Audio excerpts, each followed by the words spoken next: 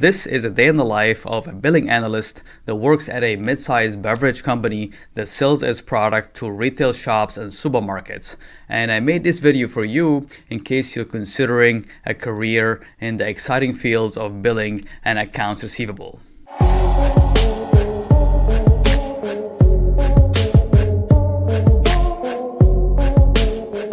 So in this video, we'll go over a day in Richie's life. Richie is a billing analyst who works for a beverage company. And as you'll see in this video, he's having to write some uncomfortable emails demanding from customers who are late on payment for the products that his company has sold him. Take this email for example. Hi Stephanie, your balance is now 120 days overdue. Since we have not received any communication from you about the account regarding the attached invoices, we are forced to take legal action and other available options to pursue this debt. Further, we will need to report this late payment to the appropriate credit agency. In order to resolve these issues, please make payments or call us immediately. Thank you, Richie. Alright, we're jumping into this a little bit too quickly here. Let's back up a little bit at the beginning of Richie's day. Richie wakes up at 6:45 a.m. and he spends about an hour between showering, having some breakfast, and getting ready.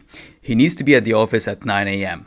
Now, since the start of the pandemic in 2020, the company took a hybrid approach to work, where Richie is having to go to work 2 days in the office and 3 days working from home. Once arrived at the office, Richie grabs a second cup of coffee.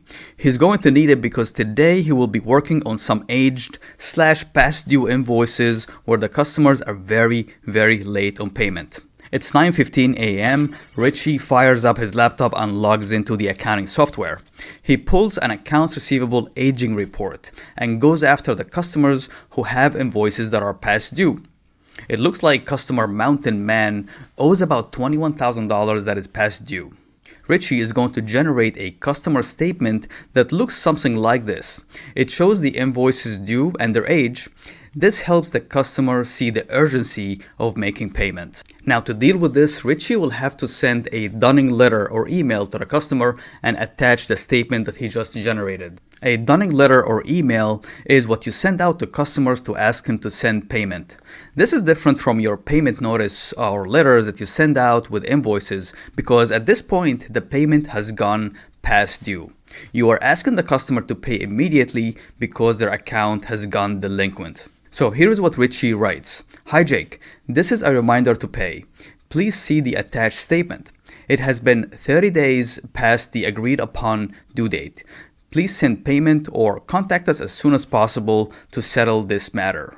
Now, Richie's job entails that he sends multiple emails per day, and these emails will have attachments to them like invoices and statements, and once in a while, because we're only human, he'll make a mistake and attach the wrong file. Now, what do we do when we attach the wrong information or attach the wrong file to an email? I'm going to show you a clip from Indeed's demo series on what to do in a situation like this. Now, Indeed reached out and they sponsored this portion of the video. So now let's go ahead and see what is the right approach to deal with this. A common crutch people resort to when making a mistake is being overly apologetic. It's okay to apologize, but keep it brief and don't belabor it. That only keeps the mistake top of mind. A simple mistake like sending the wrong attachment on an email can happen to the best of us. Don't stew over it or let negative self-talk get in the way of your performance. Acknowledge it, rectify it, and move forward. Hey, Liz, you attached the July report to this morning's company email. It should be August, not July. Do you mind resending?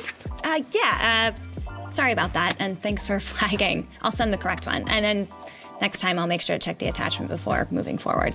Perfect. Thank you. So that's it. It's pretty simple as you've seen in the video. Just acknowledge it, rectify it, and move forward without dwelling on it too much, right? Just don't be overly apologetic because that only draws attention to the mistake. Just move forward after you rectify the situation. I'm going to go ahead and leave a link down below in the description to Indeed's demo series, which includes lots of helpful tips and advice on how to deal with issues like this in the workplace. Again, big thanks to Indeed for reaching out and sponsoring this video. Thank you so much. Alright, now it's 10 a.m. and Richie is beginning to generate some customer invoices. And I think at this point it's helpful for us to take a step back and zoom out and take a look at the billing function as part of the bigger process of order to cash. The order to cash process consists of 7 steps or sub-processes. The first step in this process is order placement and management, and this is where your customers will place orders for your products, often in the form of a purchase order. The next step in this process is credit management. Once an order is placed, we need to evaluate the credit risk of this customer, meaning if we ship the product to you guys, are you going to be good for it? Are you going to pay us on time and not be delinquent? Richie gets about 1 new credit application per week on average. His process involves checking Dun & Bradstreet database and emailing 1 or 2 of the credit references listed on the application. The next link in the chain is order fulfillment. During order fulfillment, the inventory is constantly checked and updated to avoid any orders that cannot be fulfilled. However, suppose a situation where an order is processed but the product is out of stock. Yikes. In this case, the customer must be notified immediately and the order should be canceled to avoid any business disruptions for your clients. Then what comes next is order shipping. As a next step, the order will get prepared for shipment and it is handed over to the carrier for delivery. After the delivery, the billing team collects the following documents from the carrier services. 1 is a proof of shipping or delivery. The document includes a list of the goods sent and their quantity signed by the customer's warehouse representative. This proof of shipping and delivery becomes an important piece of the puzzle when it comes to revenue recognition, because depending on your terms with the customer, let's assume that your terms with the customer is transfer of title and risk at the point of shipping, then you can recognize your revenue at the point of shipping, and this notice of shipping with the timestamp becomes your support for recognizing the revenue at that moment in time. And second is the bill of lading, which is a detailed list of the cargo that's been shipped, which in case of any disputes that will arise after shipment, these bills are considered for the resolution process. Now, once the product is shipped, it is time for customer billing or invoicing. Invoicing is important post-delivery to ensure a smooth and a hassle-free payment from the customer.